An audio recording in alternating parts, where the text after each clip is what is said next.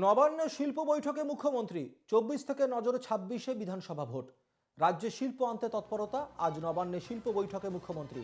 ডাকা হয়েছে সরকারি অফিসারদের, কয়েকটি বণিক সভার প্রতিনিধিদেরও ডাকা হয়েছে। এবছরের বিশ্ববঙ্গ বাণিজ্য সম্মেলন নিয়ে আলোচনার সম্ভাবনা।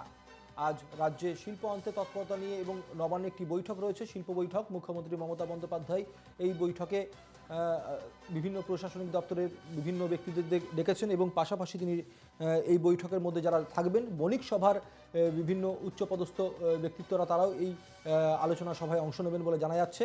আপনাদের জানিয়ে রাখি আরও একবার, আজ নবান্নে একটি বৈঠক রয়েছে। মূলত ২৪ থেকে ২৬শে বিধানসভা ভোটের দিকে নজর দিতেই পাশাপাশি শিল্প আনতে তৎপরতা নিয়েই এই বৈঠক। নবান্নে শিল্প বৈঠক ডেকেছেন মুখ্যমন্ত্রী। ডাকা হয়েছে সরকারি অফিসারদের, যেমনটা আপনাদেরকে জানাচ্ছিলাম। কয়েকটি বণিক সভার প্রতিনিধিদেরকেও ডাকা হয়েছে এই বৈঠকে। এবছরের বিশ্ববঙ্গ বাণিজ্য সম্মেলন নিয়ে আলোচনার সম্ভাবনা রয়েছে আজকের এই বৈঠকে।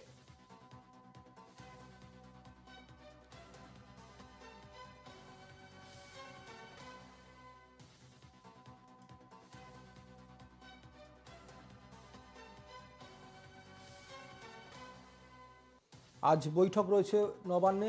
মুখ্যমন্ত্রী মমতা বন্দ্যোপাধ্যায়ের সঙ্গে বৈঠক করবেন বিভিন্ন সরকারি অফিসাররা। পাশাপাশি এই বৈঠকের মধ্যে উপস্থিত থাকবেন বণিক সভার প্রতিনিধিরাও।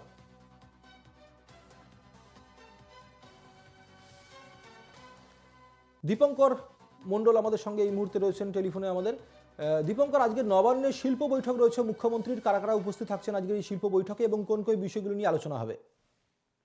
একদমই। দেখো সুমিত, প্রত্যেক বছর বিজিবিএস হয়, অর্থাৎ বিশ্ববঙ্গ বাণিজ্য সম্মেলন। লোকসভা ভোটের কারণে প্রায় ২.৫ মাস ধরে কোনো প্রশাসনিক বৈঠক করতে পারেননি মুখ্যমন্ত্রী মমতা বন্দ্যোপাধ্যায়, কোনো আলোচনাই করতে পারেননি কোনো সরকারি কর্তার সঙ্গে।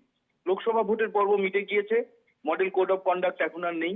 এই কারণেই বৈঠক ডাকা হয়েছে, কয়েকটি বণিক সভাকে ডাকা হয়েছে বলে নবান্ন সূত্রে জানতে পারছি, এবং সরকারি বিভিন্ন কর্তাকে, বিভিন্ন দপ্তরের সচিবদেরও ডাকা হয়েছে। এবং নবান্ন সূত্রে যেটা জানা যাচ্ছে যে আগামী বিজিবিএস নিয়ে যেমন আলোচনা হবে, তেমনি রাজ্যে লগ্নি নিয়েও আলোচনা করা হবে। তুমি জানো, গতকাল কৃষক বন্ধু এবং ফসল শস্য বীমা যোজনা, এই দুটো খাতে অনেকটা বড় অঙ্কের টাকা কৃষকদের ব্যাংক অ্যাকাউন্টে সরাসরি পাঠিয়েছে নবান্ন। এবং তারপরে বলা যেতে পারে যে কৃষির পরে শিল্পের দিকে নজর দিচ্ছে রাজ্য সরকার। গত ২.৫ মাসেরও বেশি সময় ধরে কোনো আলোচনা হয়নি, এবং এরপরে রাজ্যে যাতে লগ্নি আসে, বিনিয়োগ আসে, সে ব্যাপারে নিশ্চয়তা চায় রাজ্য সরকার। সুমিত, ধন্যবাদ দীপঙ্কর। আমাদের সঙ্গে ছিলেন আমাদের প্রতিনিধি দীপঙ্কর মণ্ডল।